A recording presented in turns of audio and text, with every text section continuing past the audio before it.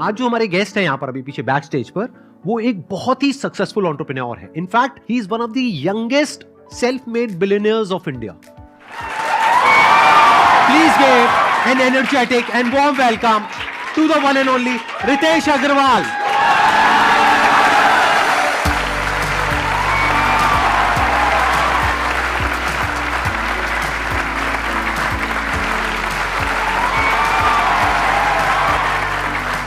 Please बैठिए.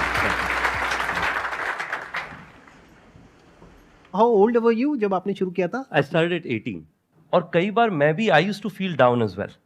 तो मुझे पता है आप कई सारे और एंटरप्रेन्योर से मिलते हैं जिन लोगों ने बिजनेसेस बड़े समय से बनाए हुए हैं, बट मैं शायद आपसे पहला एंटरप्रेन्योर मिल रहा हूँ जो who has also grown up being motivated by you.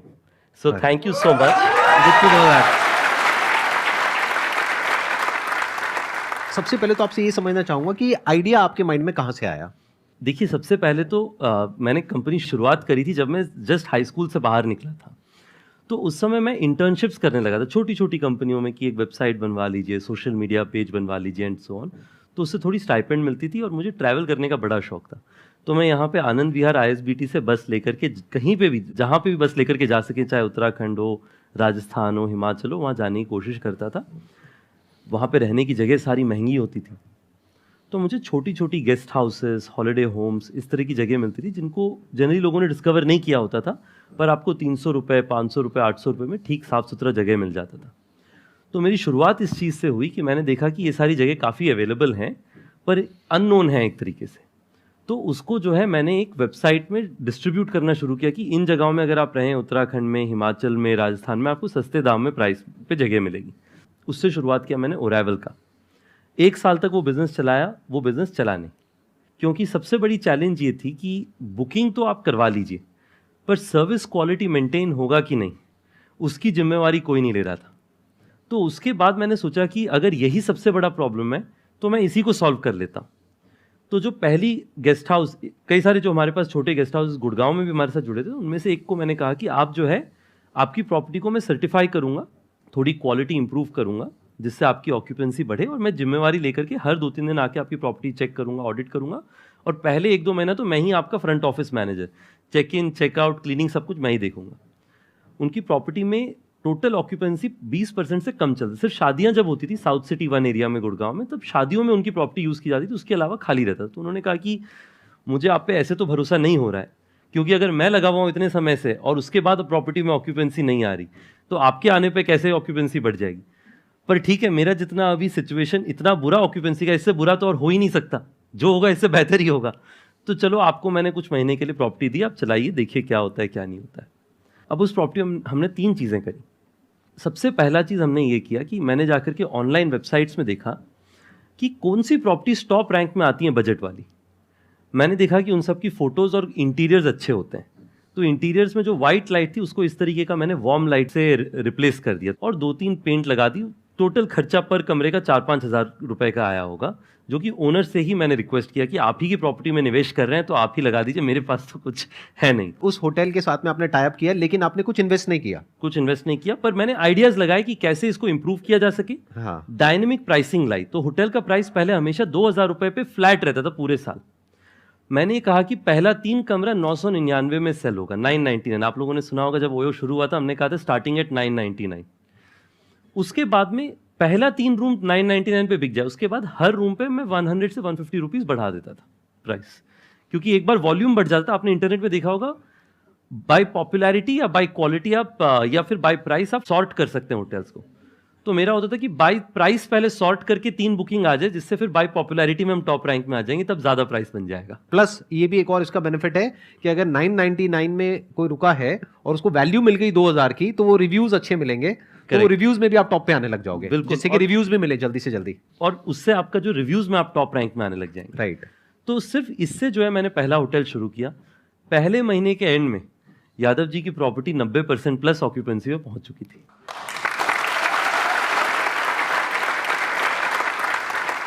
This was your first success. This was the if first we talk success. about success. First real success was this hotel getting this occupancy. और India में जो है अच्छी story बहुत जल्दी फैलती है word of mouth से.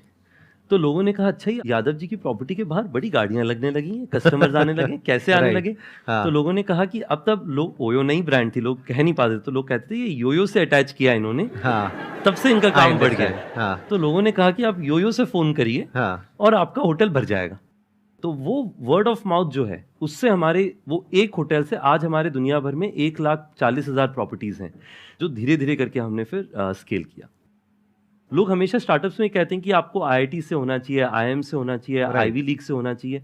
ये बहुत लोगों के नोशंस हैं, एक नोशन होता है, राइट। मैं तो कहीं से किसी भी बड़ी कॉलेज, मैं तो कॉलेज ही नहीं गया, मतलब बड़ी कॉलेज तो दूर की कॉलेज आपने अपना करा भी नहीं? मैंने बिल्कुल, मैं तो मेरी स्टोरी तो मैं और आप दोनों 12th पास है, मतलब हम दोनों 12th पास हैं। तो 12वीं कक्षा के बाद में जो एक पीटर थियल हैं, जो पेपैल के फाउंडर हैं, तो वो $100,000 यानी कि आज की करेंसी में 80 लाख रुपए 20 बच्चों को देते हैं 20 साल की उम्र से कम के लिए। कंडीशन ये है कि आपको कॉलेज छोड़ देना है। तो मैंने पीटर थियल के बारे में सुना, साइबर कैफे में पीटर थियल सर्च किया, मैंने प्रोग्राम के बारे में देखा, अप्लाई कर दिया। उसमें मेरे से पहले एशिया से कोई एक भी थियल फेलो कभी नहीं बना था, सिर्फ अमेरिकन, मोस्टली अमेरिकन मूल के लोग थे। तो मैंने जो अप्लाई कर देते हैं, मेरा कोई एक्सपेक्टेशन भी नहीं था कि कभी मेरे को थियल फेलो बनने का मौका मिलेगा। तो एक दिन मुझे फ़ोन आया कि आप जो हैं टॉप 40 कैंडिडेट्स में से एक हैं जिनको यूएस बुलाया जा रहा है पिच करने के लिए। तो मेरे खुशी का कोई ठिकाना नहीं था, इसलिए नहीं क्योंकि थियल फेलो बन जाना था, मुझे तो लग रहा था उसके बाद भी नहीं होगा, क्योंकि 40 में से 20 सेलेक्ट होने थे। मेरी खुशी का इसलिए ठिकाना नहीं था कि मुझे लगा कि पहली बार यूएस जाने का मौका मिलेगा। वो भी उन्होंने स्पॉन्सर किया होगा। वो भी उनका स्पॉन्सरशिप। उसके बाद में यूएस गए और 40 बच्चों में से मुझे थियल फेलो चुना गया।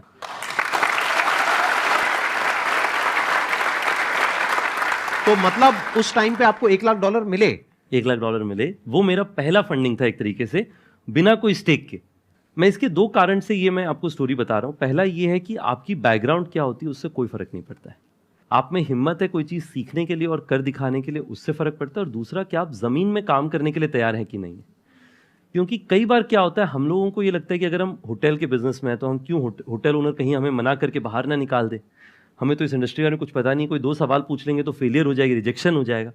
उससे हमने बिल्कुल नहीं डरना है। अगर आपने स्टार्टअप करना है, उसका सबसे पहला मूल भाव ये है कि आपको अपने काम करने में शर्म नहीं आनी चाहिए। जो भी काम है, हर काम इज्जतदार है, उस पर you should be proud about it. अगर आप ये 2 चीज़ करेंगे तो मुझे लगता है, एटलीस्ट मैंने ये अर्ली डेज से सीखा कि अपने काम पे इज्जत और फक्र होना चाहिए। बिल्कुल शर्म की बात नहीं अगर आपको रिजेक्शन हो रहा है, नहीं हो रहा है। He was open for all kinds of ideas. ये बहुत बड़ी क्वालिटी है एक एंटरप्रेन्योर की। अगर आपका दिमाग काम शुरू करने से पहले ही बंद है तो एंटरप्रेन्योरशिप बिजनेस आपके लिए नहीं है। यानी you must be open for anything and everything, क्योंकि कहीं से भी अपॉर्चुनिटी आ सकती है। अब देखो ना, इनको $1 लाख कहां से आया, जो कोई सपने में भी नहीं सोच सकता। ये खुद बता रहे हैं कि उस टाइम पे एशिया से और कोई नहीं था जिसने अप्लाई किया था, यानी कि आप पहले वो इंसान बने जिसको एशिया से ये ग्रांट मिला, right? If I am not wrong. बिल्कुल। ये क्यों हो पाया? क्योंकि इन्होंने अप्लाई करने के बारे में सोचा। क्यों सोचा? क्योंकि इनके दिमाग में था कि देखते हैं, हो सकता है हो जाए, हो सकता है ना हो, ट्राई तो करें। और फिर जब इन्होंने ये किया और फिर वहां से जब वो $1 लाख आया तो उसके बाद में तो सारे दरवाजे खुल गए एक तरीके से। बिल्कुल। क्योंकि जो इन्वेस्टर्स हैं उनकी भी नजरों में आप आ गए होगे, न्यूज में आए होगे। बिल्कुल। तो एकदम से जो होता है ना, एक रिकग्निशन चाहिए होता है शुरू में, क्योंकि इंडिया के अंदर कितने एंटरप्रेन्योर्स होंगे इनके जैसे, सोचो, लाखों। लेकिन उनमें से किसको मिली वो स्कॉलरशिप या क्या कहेंगे, ग्रांट? हाँ, किसको वो ग्रांट मिला? इनको। तो इमीडिएटली जो पूरी इन्वेस्टर्स की कम्युनिटी होती है उन सबकी नजरों में आ गए कि इनको ग्रांट मिला है तो जरूर कुछ ना कुछ होगा, राइट? बिल्कुल बिल्कुल। अगर आप में से किसी के भी माइंड में कोई क्वेश्चन है तो आप पूछ सकते हैं। सर, मेरा पैकिंग और डेकोरेशन का काम है। किनारे बाजार चांदनी चौक में मेरी शॉप है, और मैं चाहता हूँ ना कि उसे पार्टनरशिप के साथ किया जाए या कई सारे लोगों की टीम बना के किया जाए। लेकिन मेरे पापा ना चाहते हैं कि तू खुद ऑनरशिप कर, मतलब कि लोगों को बस एज अ एम्प्लॉय रख और ये काम कर। तो इसमें मुझे क्या करना चाहिए? मेरा सुझाव 2-3 चीज़ें। सबसे पहले तो जब मैं अपनी कंपनी शुरू कर रहा था, मुझे कई लोगों ने कहा कि रितेश, आपके फैमिली मानेगी? मेरे जो पहले एंजल इन्वेस्टर्स थे उन्होंने एक्चुअली कहा कि मुझे आपके फादर से मिलना है कि वो आपको काम करने देंगे, आपको कॉलेज भेज देंगे बीच में हमारे इन्वेस्टमेंट के बाद में। तो सबसे पहला मेरा सुझाव ये है कि आप अगर पार्टनर्स लेके आएंगे या टीम लेके आएंगे या क्लाइंट्स लेके आ रहे हैं तो उन्हें आपको कन्विंस करना पड़ेगा। जी सर। तो आप ये समझिए कि आपका पहला क्लाइंट या पहला पार्टनर जो है आपके फादर है। आपको अपने फादर को कन्विंस करना पड़ेगा ये कहने के लिए कि आपको पार्टनर लेकर के आना है। चैरिटी बिगिंस एट होम, ये पहला है। दूसरा, आप अपने फादर को एक बार जब कन्विंस कर लीजिए, पैरेलली आपको अच्छा पार्टनर खोजना पड़ेगा, क्योंकि आपके फादर भी अगर कहेंगे किसी को पार्टनरशिप में ले आने के लिए, तो उनको ज़रूरी है कि वो अच्छा पार्टनर आए जो कि आके अपना बिजनेस को 2x करे। यानी 1 और 1 11 हुआ तो 10% देने में हर्जा नहीं है, क्योंकि दोनों ही आगे बढ़ेंगे। और तीसरा जो मेरा सुझाव है कि आपके बिजनेस को जो है, आप एक ये बताइए कि कितना बड़ा आप बना सकते हैं अगर आप अपने पार्टनर्स को साथ लेकर के आए। जैसे कि शुरुआत में अगर आपका, मान लीजिए आपने फादर को कहा कि देखिए आज जो मेरे फ्लावर डेकोरेशन का काम है, साल का कितना हो जाता होगा आपका टर्नओवर लगभग? सर अभी तो फिलहाल एक्चुअली क्या है, अभी तो सिर्फ शॉप है। इससे क्या है कि मैं चाहता हूँ ना कि मतलब जब मेरे पास पार्टनर्स हो जाएंगे तो किसी वेडिंग डेकोरेशन हो गया या बर्थडे के डेकोरेशन हो गया, इनका हम ऑनलाइन पर्पज से भी वो काम कर सकते हैं, ऑर्डर ले सकते हैं। हाँ जी, ऑल ओवर दिल्ली या कर सकते हैं, और बाकी तो सप्लाई तो ऑल ओवर इंडिया ही हम करते हैं। तो सिर्फ दिल्ली में 10,000 से ज़्यादा शादी होता है। Yes sir. अगर आपको वो बिजनेस करना है तो आपको ये सोचना चाहिए कि उसके लिए आपको कौन सी स्किल्स चाहिए। आपको स्किल चाहिए कोई वेडिंग इंडस्ट्री से हो, जिसके पास एबिलिटी हो कि सारी वेडिंग हॉल्स में उनकी जान पहचान हो, जो आपको फ्लावर्स दिला सकें। Yes sir. आपको स्किल चाहिए फ्लावर सोर्सिंग में, कि आपकी मार्जिन तभी बनेगी जब आपको फ्लावर सही रेट पे मिले। और तीसरा, आपको मैनेजमेंट चाहिए, क्योंकि शादियों में अगर टाइम पे फूल नहीं लगा या फिर फूल नया नहीं लगा तो आपकी नेगेटिव मार्केटिंग हो सकती है। लोग कह सकते हैं इनसे फूल मत लीजिएगा, शादियों में थोड़ा रिस्क होता है। Yes sir. और साथ में आप एक प्लान बनाइए कि मेरे को अगले 5-10 साल के अंदर में जो है दिल्ली में हर साल 500 या 1000 शादियों में फ्लावर डेकोरेट करना है। मुझे लगता है कि आपके फादर साहब जरूर मानेंगे। यहाँ पे ये सवाल इतना इंपॉर्टेंट नहीं है कि आपको पार्टनर्स को लेकर के आना है या किसी एम्प्लॉय को ऑनबोर्ड करना है। इंपॉर्टेंट ये है कि आपकी विजन क्या है। जैसे ये कह रहे हैं ना कि अभी इन्होंने बड़े कैजुअली एक बहुत बड़ी बात बोल दी कि अगर ऑन एन एवरेज महीने की 1000 शादियां भी आ जाती हैं तो उसके लिए कितनी बड़ी टीम चाहिए, आपको कितना कुछ चाहिए। तो उसके लिए एम्प्लॉयज भी चाहिए, पार्टनर्स भी चाहिए, स्टेक होल्डर्स भी चाहिए, सब कुछ चाहिए आपको, राइट। तो इंपॉर्टेंट ये है कि आपकी विजन क्या है। ये तो इनकी विजन है, इतना बड़ा जो ये सोच पा रहे हैं, क्योंकि ये चाहे भी तो कुछ छोटा नहीं सोच सकते आज जिस लेवल पे ये है, राइट।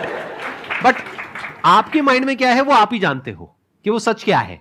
कि आप, हो सकता है आप अपने माइंड में सोच रहे हो कि यार अभी मेरे इस दुकान से 50-60 हज़ार लाख रुपए महीने की कमाई हो जाती है खर्चा वर्चा काट करके, अब ये करके मुझे महीने का 2-4-5 लाख रुपए भी मिल जाए तो बहुत है।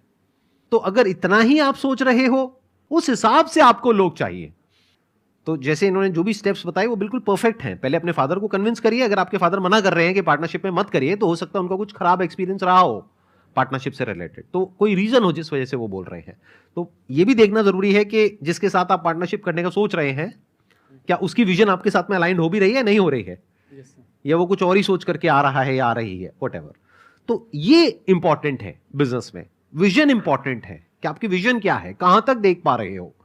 In fact I think, please correct me if I am wrong, आपके करियर में जो सबसे बड़ा जो टर्निंग पॉइंट रहा होगा, ये जो आप यूएस गए और आपको ग्रांट मिला, I think this must have been the biggest turning point of your life in terms of thinking big. नहीं, बिल्कुल। आई थिंक ये जो एक बहुत बढ़िया बात बता रहे हैं सर। सबसे पहले तो I fully agree with sir in saying कि आपको एक अपने तरफ से क्लियर होना चाहिए कि मैंने क्या करना है। अगर आपका एम्बिशन है एक्स, आप अगर पार्टनर को बिना एक्सपेक्टेशन सेटिंग के ले आए, like in any situation, expectation setting is most important. उनकी एक्सपेक्टेशन कुछ और है, आपकी कुछ और है, तो आपकी डेली लड़ाइयाँ होंगी। You should avoid it. तो आप एक्सपेक्टेशन सेटिंग करिए, उसके हिसाब से आप सही पार्टनर खोज पाएंगे। जो थिंकिंग बिग है, बहुत ज़रूरी चीज़ है कि मैंने हमेशा सीखा है, you are the average of 10 people around you. जिसका मतलब आपके आसपास के जो 10 लोग हैं, आप ना चाह के भी उन 10 लोगों के एवरेज बन जाते हैं। अगर आपके आसपास 10 लोग हैं जो बड़ी चीज़ें सोच रहे हैं, आप अगर छोटी सोच रहे हो, आप उनके आसपास रह के सोचते हो थोड़ा मैं भी बड़ी सोच लेता हूँ, बड़ा नहीं तो मीडियम तो सोच लेते हैं छोटे से। पर अगर आपके पास 10 लोग हैं जो लोग दिन भर ये सोच रहे हैं कि चलो मैंने कुछ मान लीजिए छुट्टी मनाने के बारे में सोचना है, तो आपके दिल में बिल्कुल छुट्टी का दिल नहीं होगा, पर फिर भी आप भी सोचेंगे थोड़ी छुट्टी मैं भी सोच लेता हूँ।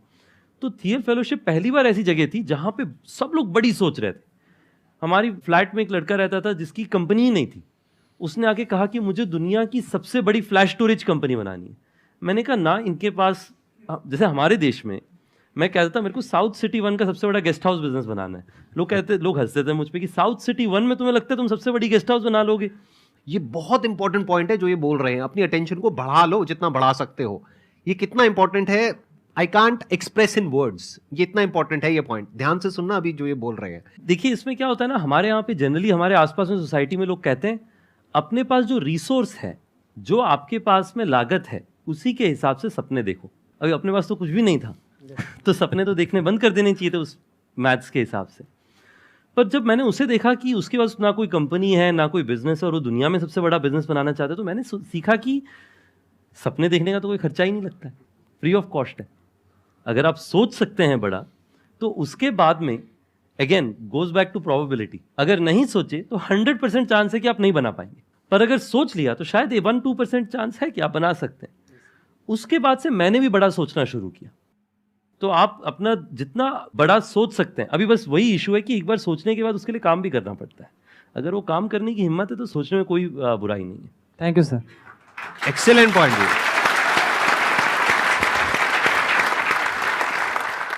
सर जैसा आपको देख के लग रहा है, जो मेरे को फील हो रहा है, आप बहुत कूलर काम पर्सन है, एंड जिस हिसाब से आप बता रहे हो कि आपने ऐसे बिजनेस कैसे स्टार्ट किया, तो लाइक अब कुछ पास्ट ईयर से हम देखते हैं जैसे ओयो के बारे में ऐसे मीम्स बनते हैं, या अभी फरवरी का मंथ आएगा तो वो सब स्टार्ट हो जाएगा। तो ऐसे स्टार्टिंग में थोड़ा हर्ट फील हुआ कि लाइक मैंने इतनी मेहनत करी एंड बिजनेस बनाया एंड उसको अब ऐसे बिजनेस को ऐसे मीम्स बन रहे हैं, या आपने सोचा कि चलो फ्री की मार्केटिंग अच्छी चीज़ है चलने देते हैं, या आप अब सोच रहे हो कि उसको बिजनेस को लाइक इमेज पॉजिटिव करनी चाहिए हमें, या मतलब ठीक है आपके लिए? इस पे मेरे 3 डिफरेंट पर्सपेक्टिव्स हैं। अगर मैं पूरा ब्रॉडर जो है couple slash individuals same city travel उसके बारे में बताऊं, सबसे पहला तो ये है कि मैं पर्सनली जो है प्रोमिस्क्यूटी प्रमोट नहीं करता, या फिर मेरा ऐसा कोई व्यू नहीं, मुझे मतलब आई ऑल्सो डोंट प्रमोट की कोई एक्स्ट्रा मैरिटल वो, मुझे लगता है कि I have a very personal view of saying कि जो एक कॉमन इंडियन नैरेटिव है कि relationship should be built over a period of time, but वो तो मेरा पर्सनल व्यू है। हमारी कंपनी का बड़ा सिंपल प्रिंसिपल है कि हम लोग जज नहीं करते। कोई भी कस्टमर हो, अगर उनके पास लेजिटिमेट आईडी कार्ड है, ये लॉ ऑफ द लैंड कहता है कि हम उन्हें चेक इन दें और उनको बेहतर से बेहतर सर्विस एनेबल करें, और उसी पे हम लोग काम करते हैं।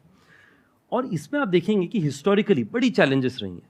जैसे मैं आपको बताता हूँ, कुछ साल पहले हमारे एक कॉलीग थे, वो और उनकी वाइफ एक होटल में गए। वाइफ ने जो है सेकेंड नेम बदला नहीं था, उनका सेकेंड नेम सेम था पहले जैसा ही। तो होटल वाले ने कहा कि आप दोनों शादीशुदा हैं, इसका मैरिज सर्टिफिकेट दिखाइए, फिर हम आपको चेक इन देंगे।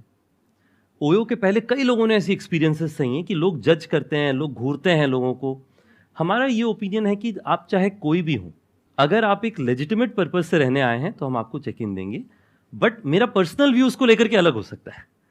जो तीसरा है, और ये भी बहुत क्रूशियल चीज़ है, कि आज के दिन में ओयो में अगर आप देखें जो कंज्यूमर सेगमेंट है वो बहुत ब्रॉड है। आप सेम होटल में देखेंगे यंगस्टर्स होंगे जो लोग मतलब 20, 25, 30 साल की उम्र में हैं, उसी होटल में रह रहे होंगे 50 साल 60 साल की उम्र की फैमिलीज, उसी के बगल में रह रहे होंगे कॉर्पोरेट क्लाइंट्स। और अगर आप लोग कुछ ओयो में रहे तो आपने देखा होगा कि वहाँ पे मैं कई बार होटल में खुद जाके रिसेप्शन में बैठता हूँ और चेक इन कराता हूँ आजकल भी, टू लर्न की कौन आ रहा है। It is just a fascinating experience कि हर तरीके के कस्टमर आते हैं। आज के दिन में जान के आपको खुशी होगी कि हमारा लगभग जो है 30% बिजनेस सिर्फ रिलीजियस डेस्टिनेशन जैसी जगहों से आता है। तो ओयो आपके लिए top of the mind choice होना चाहिए, यही हमारा ब्रांड का एस्पिरेशन है।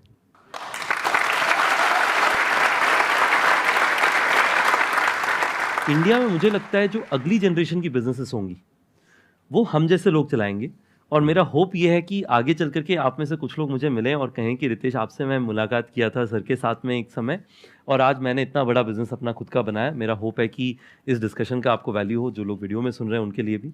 और last but not the least, मुझे ये लगता है कि इन कॉन्वर्जेशन से मुझे खुद को भी एक चीज़ सीखने को मिलती है कि to be close to your roots. जब मैं वापस अपने बारे में सोचता हूँ कि कंपनी में जब भी कुछ गलत होता है वो तब होता है जब मैं अपने रूट से बदलता हूँ। जैसे for example openness to new ideas. मैंने देखा है जब भी हमारी कंपनी में कुछ गलतियाँ होती हैं तब होती हैं जब मैं नए आइडियाज़ से ओपन होना बंद हो जाता हूँ। तो हमेशा अपने, ऐसा नहीं कि रूट से इतना अटैच हो जाओ कि बदलो मत, बट जो रूट के समय में जब कुछ भी नहीं था आपके पास में, आपकी वैल्यू सिस्टम क्या थी, उसे आप कंटिन्यू रखें। ये 3 चीज़ें मेरे लिए काफ़ी वैल्यूएबल थी, तो मेरे लिए तो it has been fantastic. Thank you आप लोगों ने मुझे बोला। Excellent ji, excellent. हाँ, thank you so much ji, thank you so much for coming.